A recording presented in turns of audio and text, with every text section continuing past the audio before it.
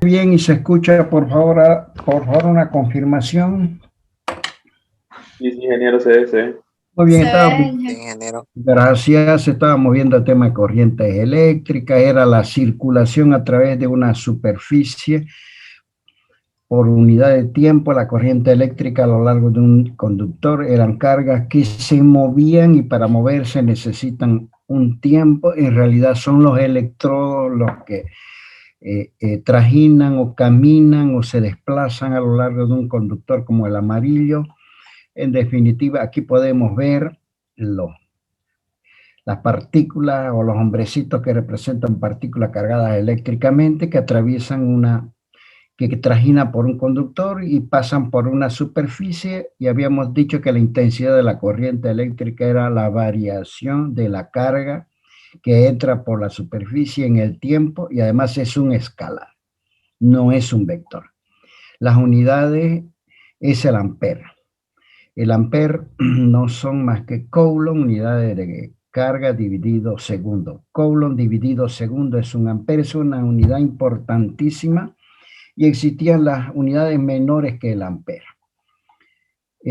También habíamos definido la densidad de corriente, la verdad que era un vector, que era la intensidad de corriente dividida el área. La resistividad, que era una propiedad de los materiales, que viene a ser el campo eléctrico, dividido la densidad de corriente, que era J, ¿verdad? Es una propiedad que tienen todos los materiales. Cada uno de ellos, a una determinada temperatura, tiene su propia resistividad. Entonces, no varía esa resistividad si es que no varía la temperatura, y aquí habíamos visto el grafeno tiene una altísima resistividad, ¿de acuerdo?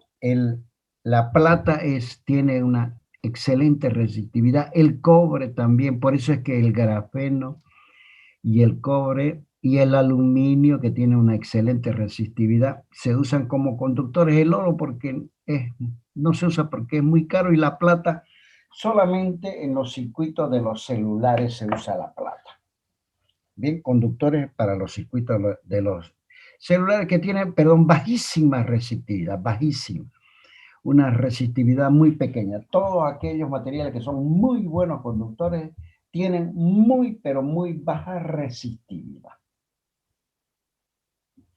Bien, fíjense que el acero tiene una resistividad altísima, entonces no sirve como conductor, y a los efectos prácticos no se usa el acero para construir un cable. Además, la resistividad varía con el tiempo. También habíamos visto el concepto de resistencia, que está en función de la resistividad. Habíamos visto que en definitiva la resistencia era la resistividad por la longitud del conductor dividido su área. Es decir, que la longitud del conductor dividida el área del conductor. Eso, si yo lo multiplico por la resistividad, lo voy a llamar resistencia. Resistencia del conductor. Fíjense que la resistencia sería alta si es que el conductor es muy largo. Un conductor muy largo presenta una alta resistencia. La resistencia será alta si es que el área del conductor es muy pequeña, o si es que es un cable, el cable es muy delgadito, tiene una alta resistencia, porque la resistividad pertenece al material del cual está construido el cable. Vuelvo a repetir, un cable, si es muy largo, tiene una alta resistencia. Si es muy delgadito, o sea, si el área es pequeña, tiene una alta resistencia. Y de esa manera habíamos formulado una ley universal que es conocida como ley de Ohms, donde me dice que la diferencia de potencial entre un punto y otro de un conductor es igual a la resistencia por la intensidad de corriente que circula a lo largo del conductor. B igual a I por R. Esa se conoce como ley de Ohms y todos los ingenieros necesariamente la usan. Bien, las unidades de la resistencia son unidades de diferencia de potencial o de tensión dividida a intensidad de corriente, o sea que son voltios dividido amper, o lo que es lo mismo voltio por ampere a la menos 1, ohms, vamos a llamar a eso. O sea, las unidades de la resistencia son ohms, que no son más que voltios dividido amper. Y también la resistencia varía con la temperatura, lo mismo que la resistividad. Vamos a ver el concepto de fuerza electromotriz. Si yo tengo un aparato como este, como el rojito, que tiene un punto A y un punto B, el punto A lo nombraré como positivo, aquí se acumulan las cargas positivas, en el punto B se acumulan las cargas negativas. Entonces, si es que hay cargas positivas y cargas negativas, habrá un campo eléctrico establecido entre las cargas positivas y las cargas negativas.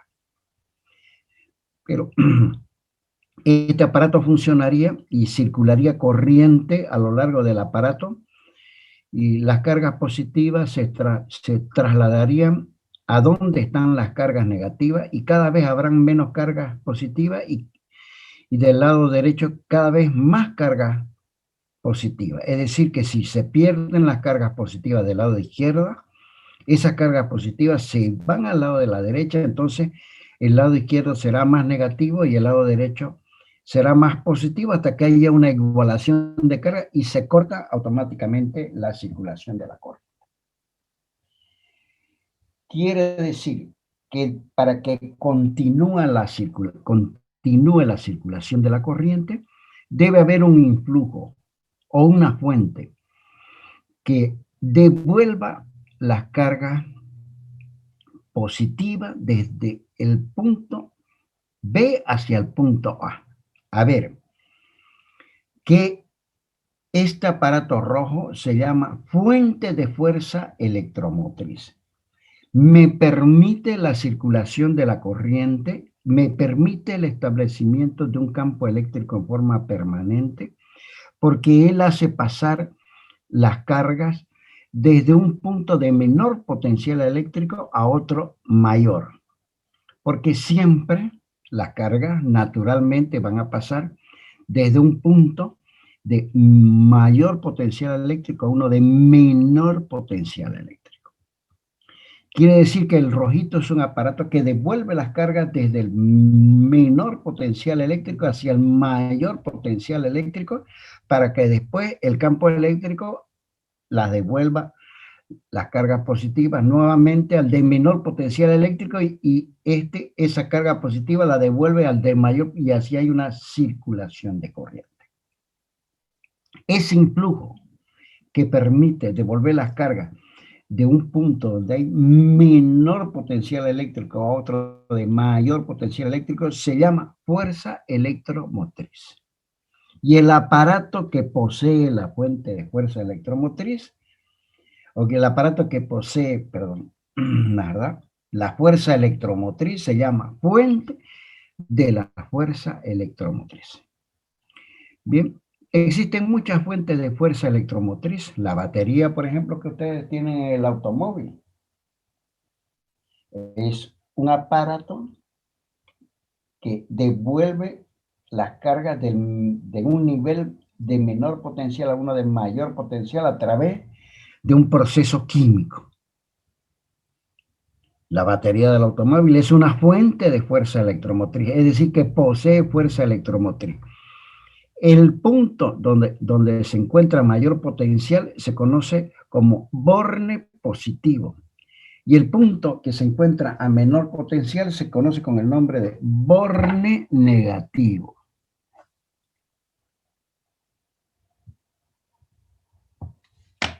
Bien.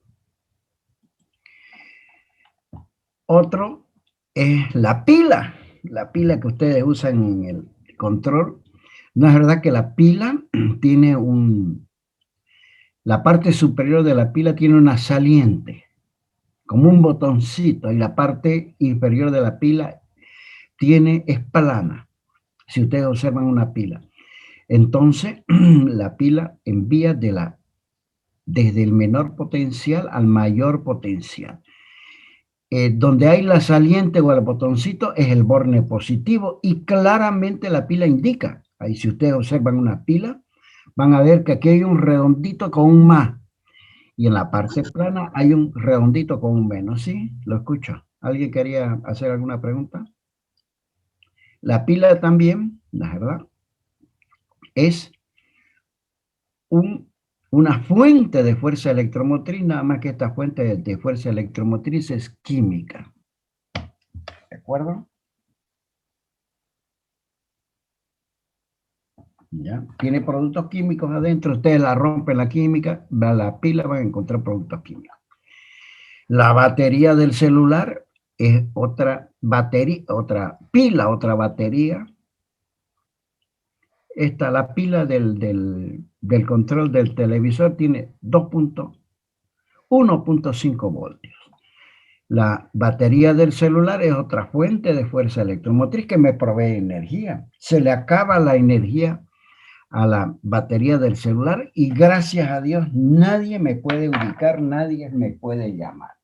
Estoy bendecido por el Señor. Otro aparato que es una fuente de fuerza electromotriz es el panel solar. Es otra fuente de fuerza electromotriz que aprovecha los rayos solares, los convierte en corriente y yo con eso puedo alumbrar mi casa. Es el generador.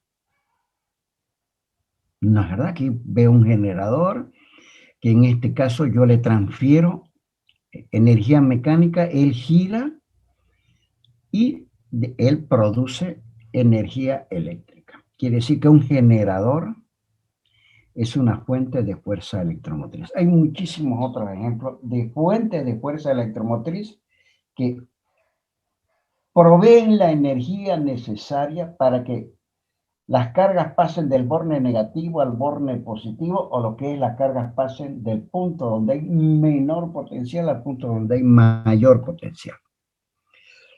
Bien, entonces, E es la fuerza electromotriz.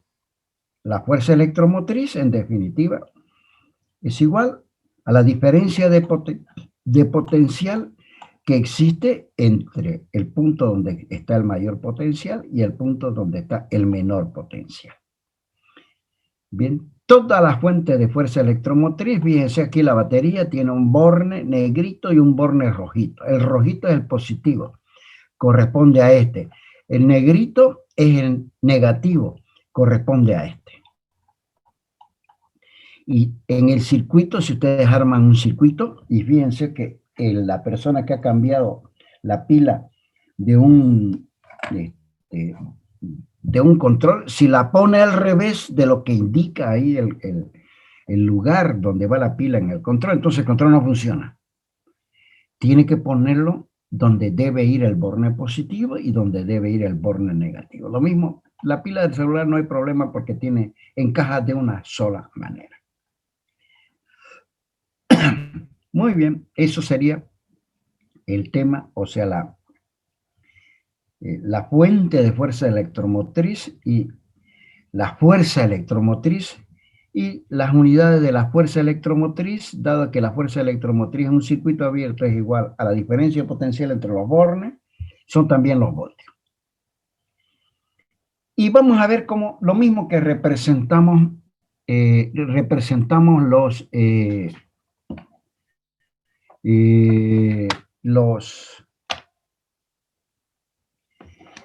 recuerden que representamos los capacitores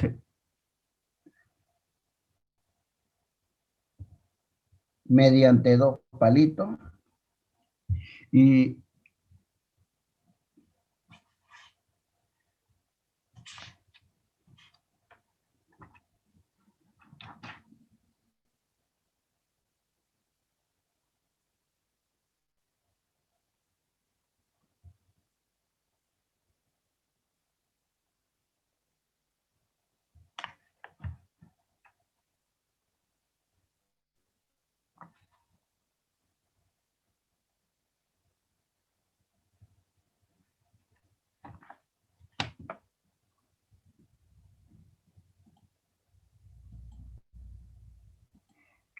representamos, busquémosle la forma de representar, de una forma de representación a los resistores. Lo vamos a representar mediante una sierrita. Una sierrita en un circuito eléctrico significa que existe un resistor. Este resistor, habíamos dicho que el resistor es un aparatito. ¿De acuerdo? Es un aparatito el resistor. Ese aparatito tiene una propiedad que se llama resistencia. Bien. Y lo podemos representar como una sierrita. En los circuitos electrónicos viene con código de colores. Cada color significa algo, alguna propiedad del resistor. Acá tenemos un resistor. El resistor, su nombre de este, por favor, Salazar. Parece que no está. Salazar, puede sacar su bellísima imagen. No está atendiendo Salazar, le pongo ausente. Salazar Dylan. Sí, ingeniero, ahorita lo saco. Voy a disculpar. Ya, gracias. Si no, es que no se ve bien. Gracias, Dylan.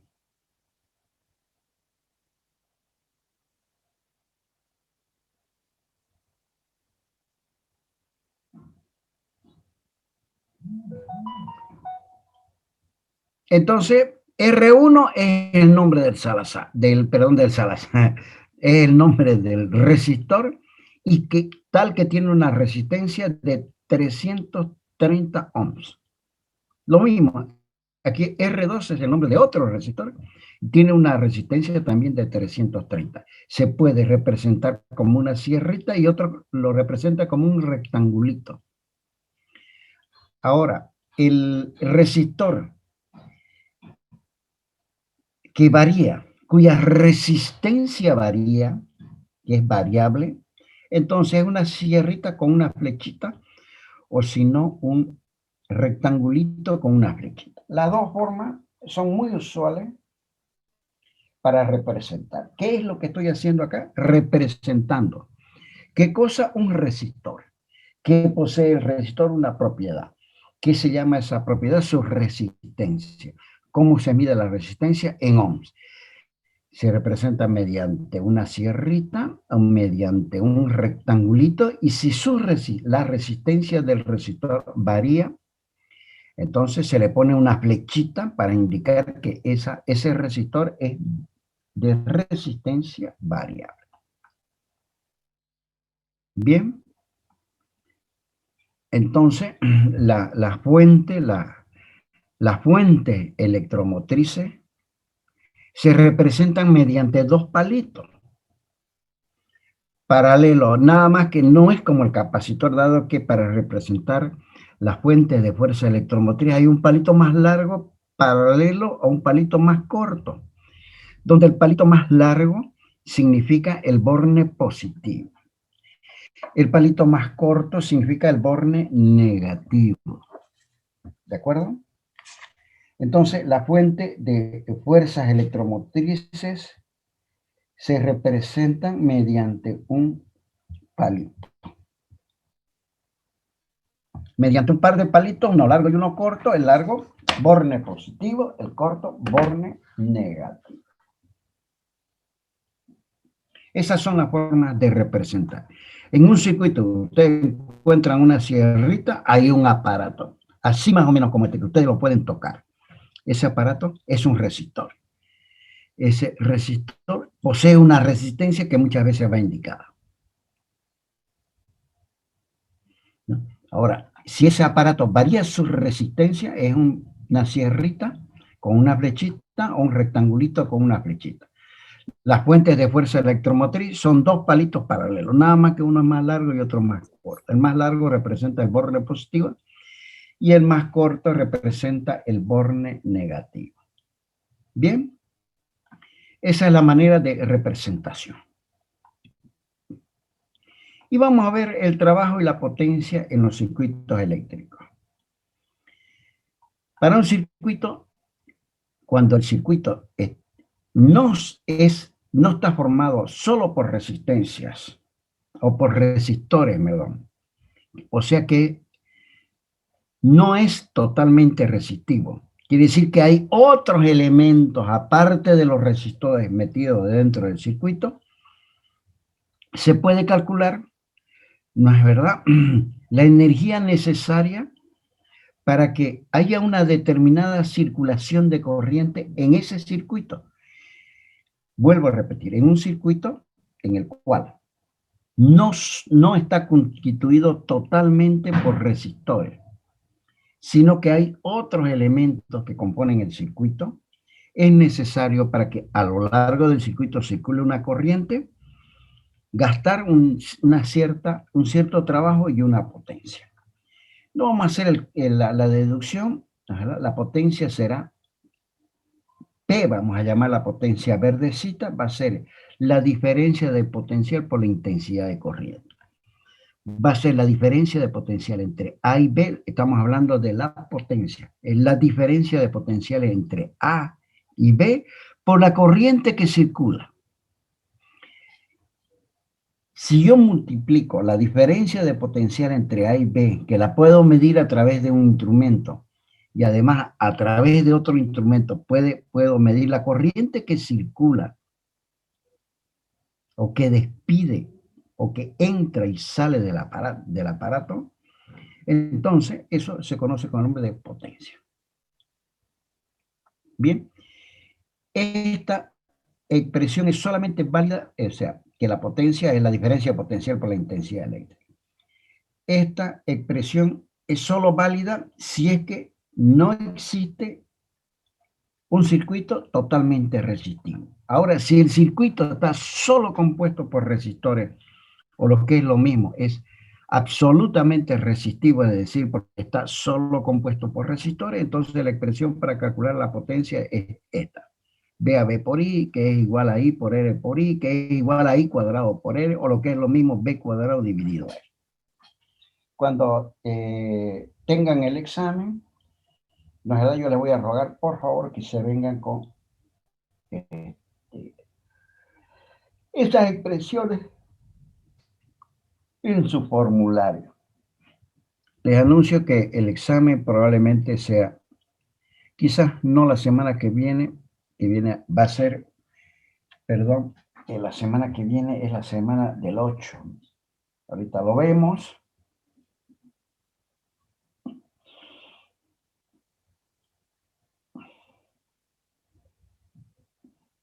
Sí, la semana que viene, la semana del 5 al 10, la semana del 11 al 16 vamos a dar el primer examen y al finalizar el mes vamos a estar dando el último examen, máximo los primeros días de agosto.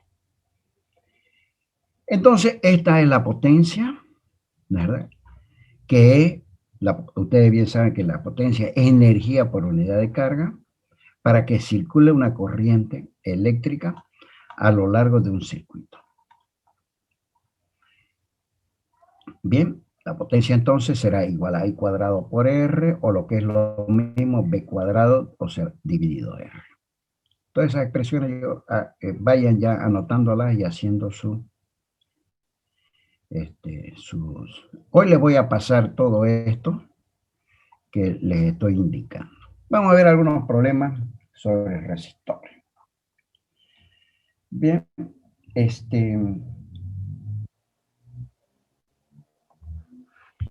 dice que un cable tiene una longitud de 1 metro y además el cable tiene una resistencia de 0.3 ohms. Y existe un segundo cable o un segundo hilo, pero es del mismo material que el del primero y tiene una longitud de 2 metros. Y una masa igual a la del primer hilo. O sea, la cantidad de material que han empleado para fabricar el primer hilo, ¿no es verdad?, sirve,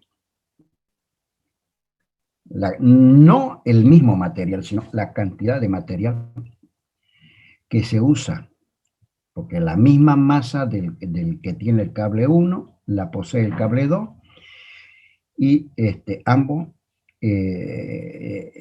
tienen una longitud del cable 1 tiene 1 metro y el cable 2 tiene 2 metros de longitud.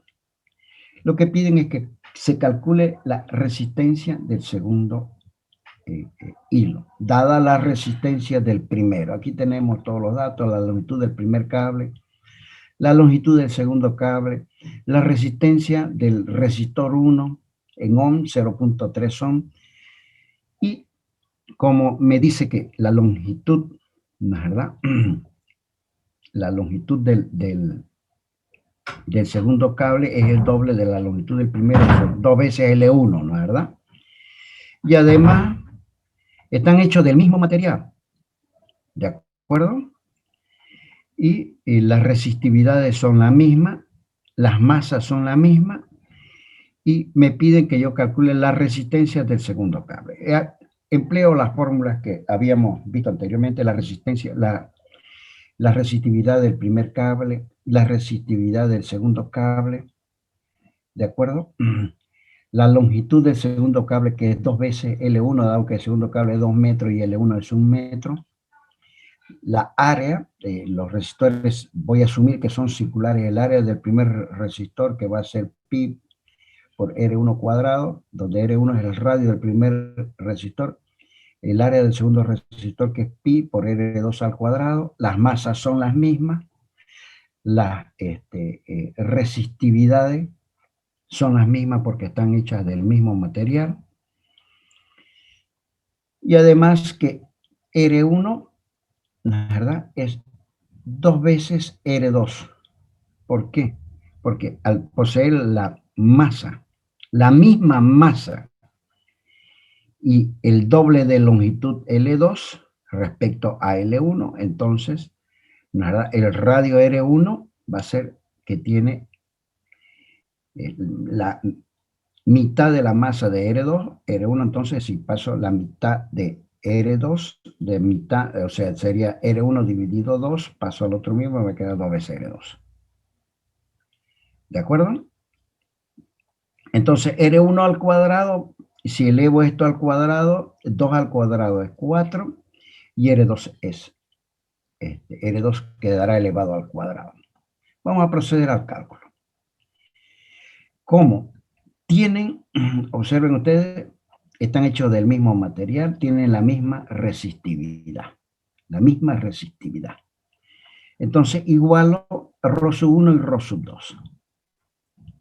De aquí, deduzco inmediatamente, divido, pongo el área 1, que es pi por R1. El área 1, pi por R1. Pongo el área 2, pi por R2 elevado al cuadrado. La longitud 1 y la longitud 2. Lo único que he hecho es reemplazar el área 1 por lo que vale que es pi por R1 al cuadrado. Y el área 2 que es pi por R2 al cuadrado. ¿De acuerdo? Entonces, acá. Entonces me va a quedar que R1, pi por R1 elevado al cuadrado dividido L1, he copiado solamente el este de la izquierda. Y R2 es este R2, ese pi es ese pi, pero R2 al cuadrado, ¿no es verdad? Voy a reemplazar R2 al cuadrado, ¿de acuerdo? Es R1 dividido 4.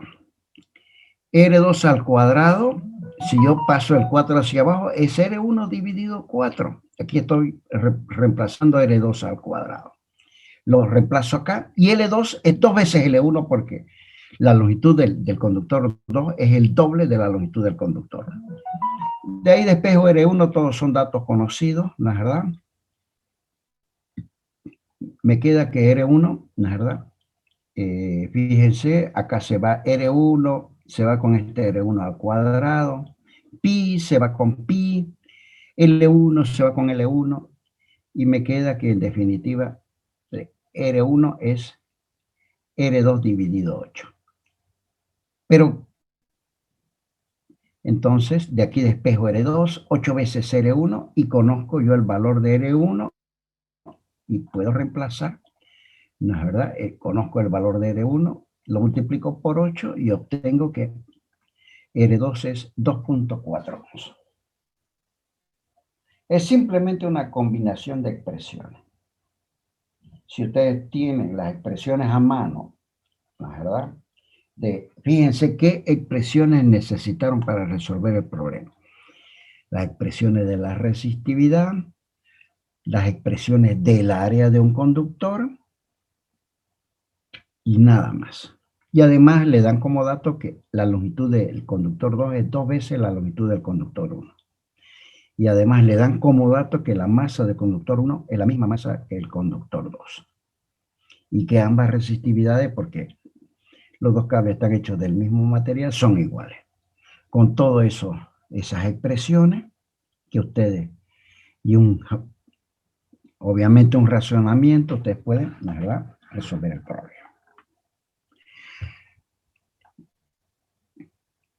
Haremos, ¿no es verdad? Perdón, Durán Castillo. Veremos entonces el tema de circuitos en corriente continua, ¿ya? Vamos a ver y vamos a prestarle mayor atención a este tema porque es importante. Vamos a ver, no se preocupen chicos, vamos a dar media hora más de clase. Yo sé que es viernes y ustedes están queriendo ir a comer cara, y media hora damos más clase. Vamos a ver el tema de circuitos en corriente continua. ¿De acuerdo? ¿Cómo se resuelven los circuitos? ¿Cómo se calculan los circuitos en corriente continua? Bien, ustedes, especialmente los que estudian electromecánica, van a armar muchos circuitos en corriente. Los que estudian electrónica también. Los que estudian industrial van a entrar a una planta donde está llena de circuitos, tienen que saber, ¿no es verdad?, los principios de los circuitos en corriente continua. Por eso que todas esas menciones de ingeniería, el que es civil también tiene que valorar el trabajo del ingeniero eléctrico. ¿No es verdad? Tiene que saber cómo los principios de los circuitos en corriente continua. Los que estudian petrolera, ni que se diga, tienen muchísimos generadores, muchísimas máquinas, donde hay electrónica, hay corriente eléctrica, tienen que conocer. Entonces, ¿qué es un circuito?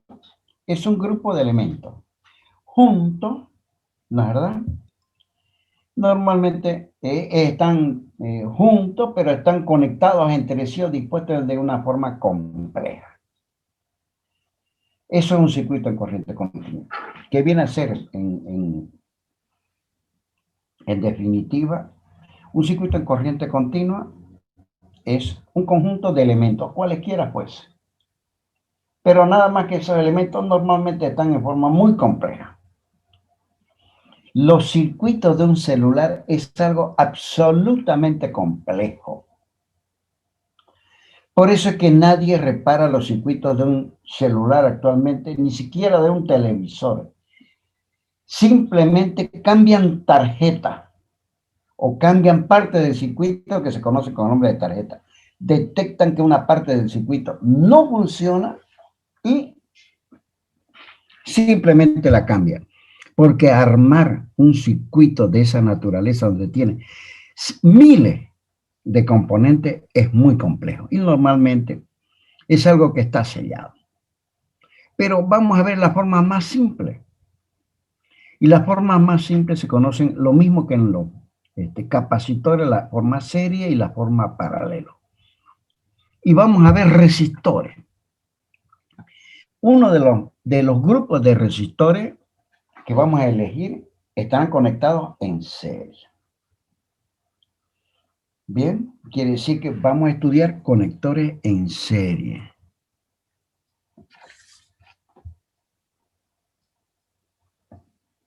Ya.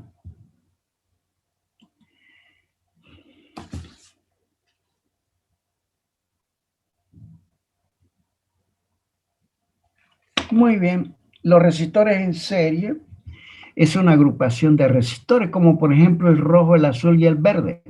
Al rojo le puse el nombre de R1, al azul le puse el nombre de R2 y al verde le puse el nombre de R3.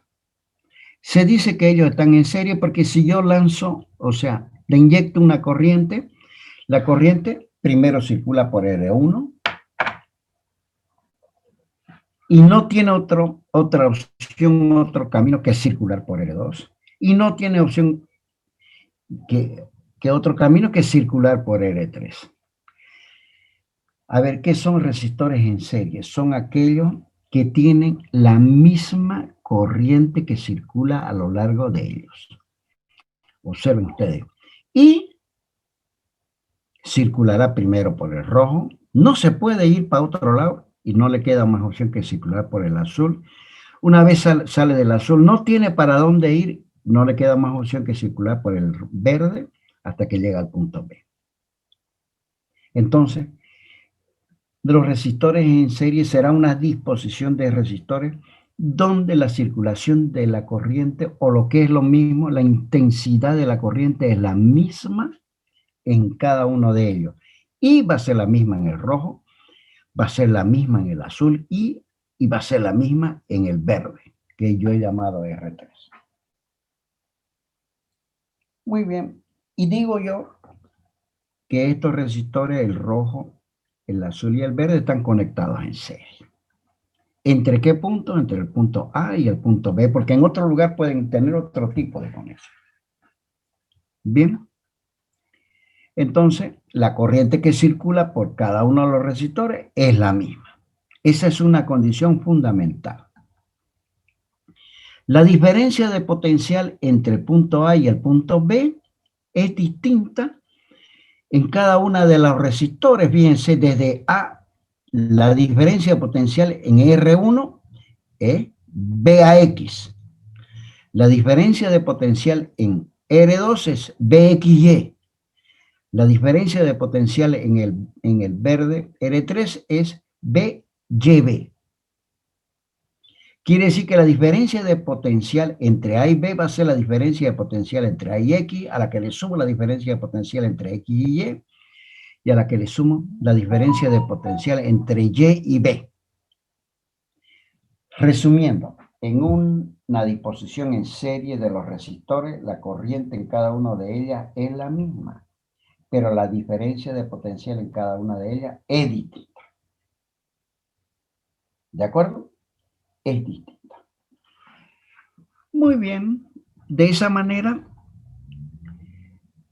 entonces, la diferencia de potencial entre sus extremos de cada uno de los resistores, la diferencia entre A y X es diferente a la diferencia de potencial entre X y Y cualquiera de ellas es diferente a la diferencia de potencial entre Y y B. Pero la diferencia de potencial entre A y B es la suma de la diferencia de potencial entre A y X, a la cual le sumo la diferencia de potencial entre X y le agrego o le sumo la diferencia de potencial entre Y y B. Esta combinación de resistores es lo mismo que en los capacitores. Se puede reemplazar por un solo resistor que equivale al rojo, al azul y al verde. Bien. Ese resistor se llama resistor equivalente y tendrá una resistencia equivalente que voy a llamar R de ahora en adelante. Quiere decir que estos tres los puedo reemplazar por uno solo y ese uno solo tendrá una resistencia que voy a llamar R. Bien, R. De forma tal que no se alteran la diferencia potencial entre A y B. Y la corriente que circula por ese resistor R, ¿la verdad?, es la misma que circula por cada uno de los resistores. Resumiendo, aquí quizás lo podemos observar. La diferencia, lo podemos decir ya en términos más propios, la diferencia de potencial entre A y B no se altera si es que reemplazo el rojo, el azul y el verde por un solo resistor. Y además, la corriente que circula por R1 es la misma que circula por R2, es la misma que circula por R3 y será la misma que circula por el resistor R. Bien, de esa manera vamos a calcular la resistencia del resistor equivalente. Para ello, yo sé que la diferencia potencial entre A y B, esta diferencia potencial es BAX más BXY más BYB. Calculemos primero, apliquemos la ley de Ohm para R1. La ley de Ohm para R1 va a ser BAX, la corriente que circula por R1, que es I, ¿no es verdad? Por R1. La diferencia potencial entre X y Y va a ser la corriente que circula por R2, que es I por R2. La diferencia potencial entre Y y B va a ser la corriente que circula por el verde R3, que también es la misma I por R3. Y sumo todo para encontrar la diferencia potencial entre A y B. Reemplazo, ¿no es verdad? BAX por su valor, BXY por su valor, BYB por su valor. Saco factor común I1 y me queda que al final y al cabo paso este I, ¿no es verdad?, a dividir al B a B y me va a quedar la suma de R1 más R2 más R3. Pero B a B sobre I es la resistencia del resistor equivalente.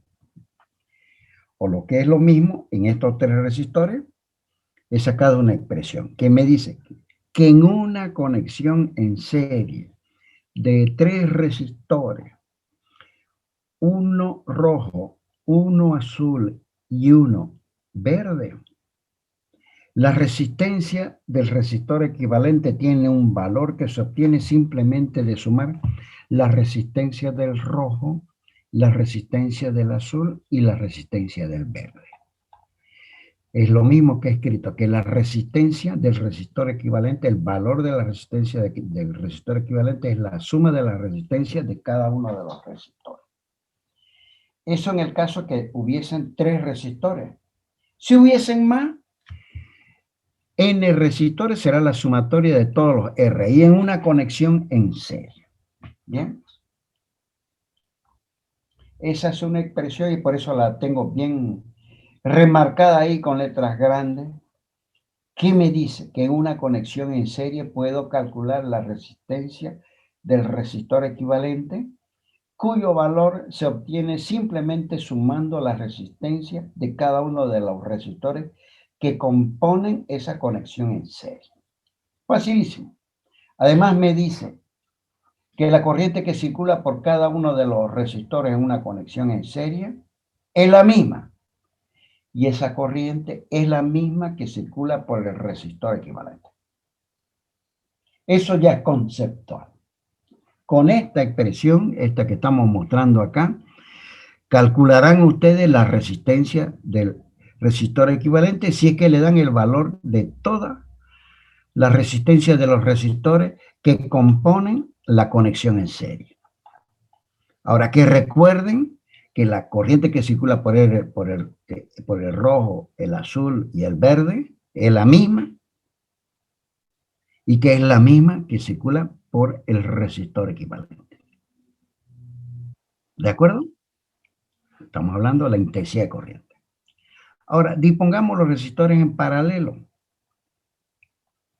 Entonces, si lo disponemos en paralelo, tendremos este tipo de configuración, donde hay un rojo, un azul y un verde.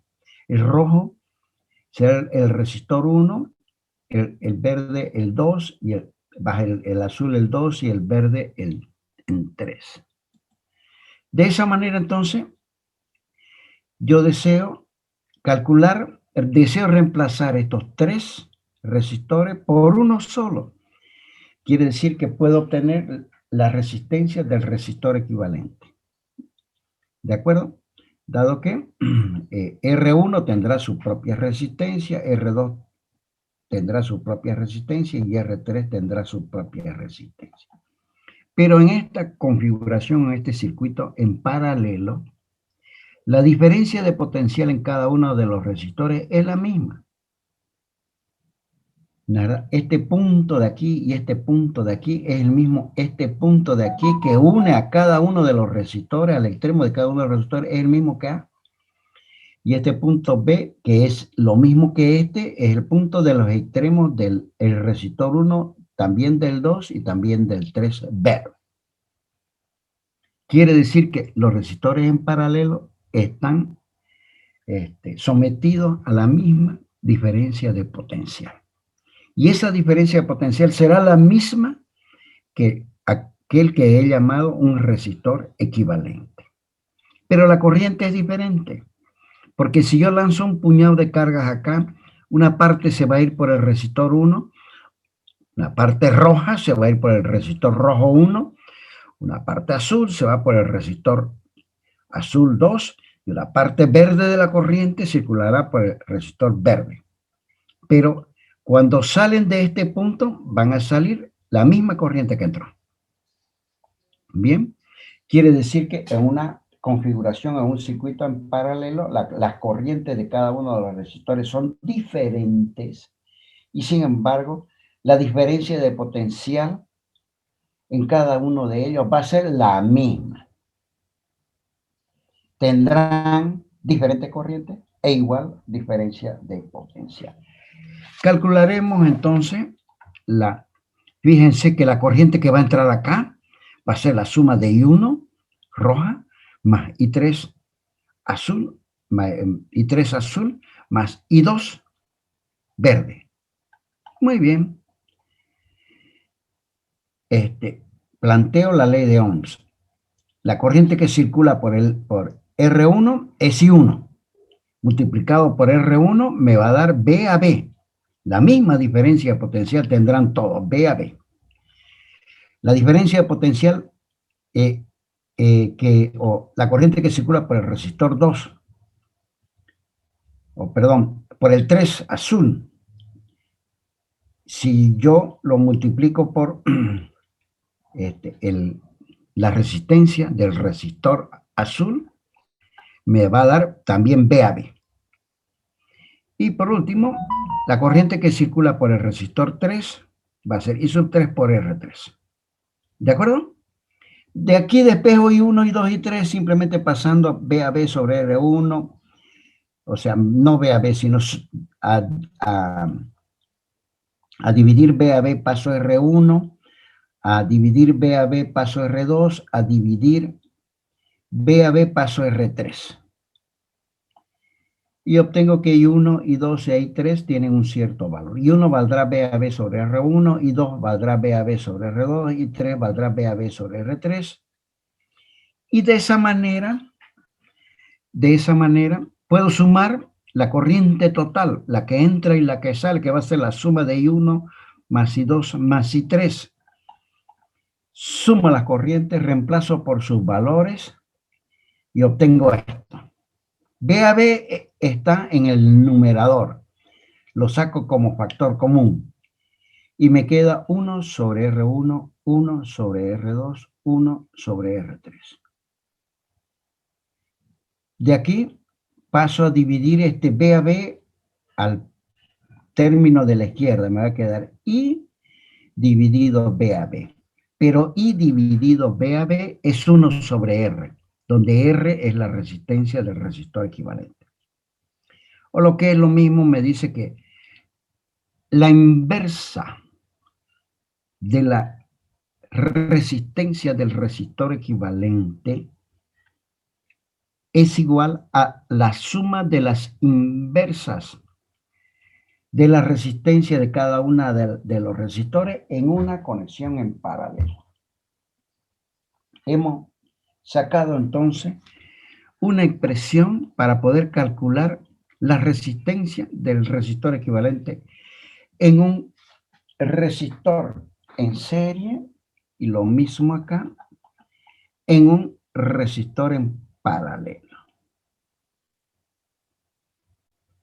Esta es, no se olviden que no es R, es 1 sobre R igual a la sumatoria de las inversas de cada uno de los resistores.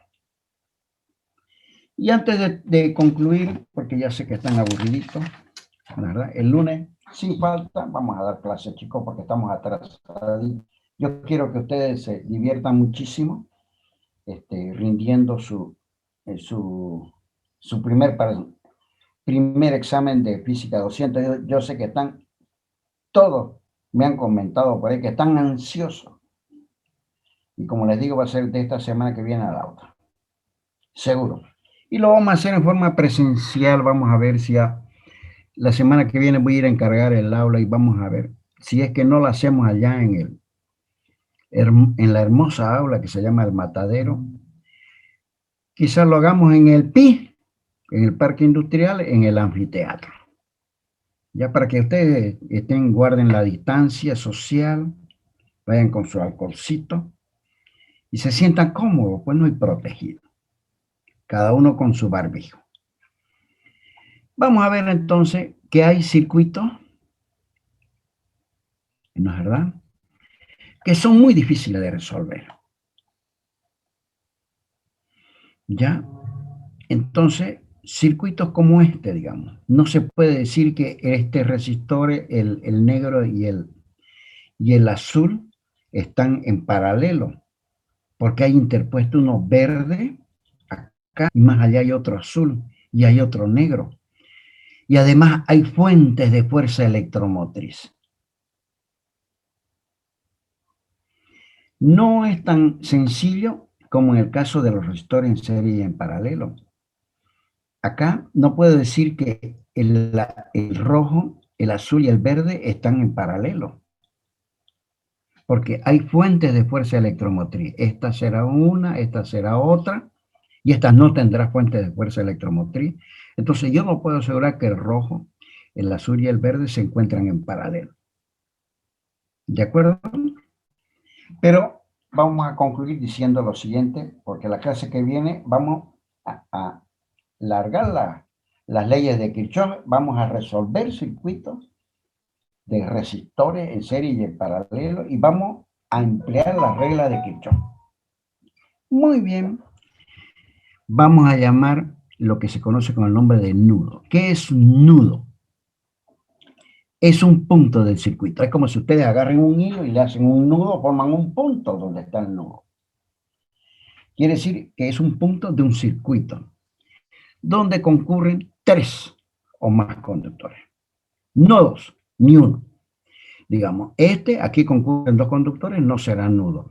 Este otro también concurren 2 conductores, no es un nudo. Es un punto pero no es nudo porque concurren solamente 2 conductores. Este otro es un punto donde no hay más que 2 conductores que concurren a él, no lo puedo llamar nudo. Este otro tampoco será nudo.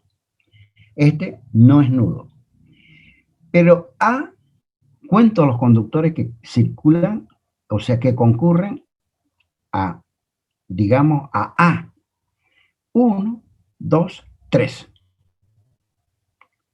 Más 3 o más conductores es la condición para que un punto del circuito se llame nudo. Este es otro nudo, ¿por qué? Porque concurren un conductor, 2 conductores, 3 conductores. Este es otro nudo. Este es otro nudo, 3 conductores. El C es otro nudo y E es otro nudo. Quiere decir que este circuito tiene 1, 2, 3, 4, 5, 6 nudos. El resto no son nudos. Cualquier otro punto de ese circuito no es un nudo porque no concurren 3 o más conductores. Será más nudo si concurren más de 3 conductores, porque si concurren 3 conductores ya es nudo. Más sigue siendo nudo. Y diremos que es malla. La malla es cualquier trayecto del circuito conductora y cerrada. Digamos acá, este trayecto del circuito que es conductora y además es cerrada, es una malla. Esta otra de acá, este trayecto del circuito que es conductora y cerrada, es otra malla. Esta otra de acá, que es un trayecto del circuito conductora y cerrada, es otra malla. Quiere decir que este circuito tiene 2 nudos y 3 mallas. Una malla, otra malla y otra malla. ¿De acuerdo? Entonces ese es el concepto de nudo y de malla. Bien chicos, hasta ahí nomás vamos a avanzar el día de hoy. Los espero el día lunes sin falta. Ya no les pude dar clase este lunes porque estaba tomando un examen para sus compañeros de electromecánica, de una materia de décimo. Por eso no pude darle a la clase, con mucha pena, porque cada vez que no damos clase nos atrasamos. Pero la semana que viene yo les puedo asegurar que daremos clase tanto el día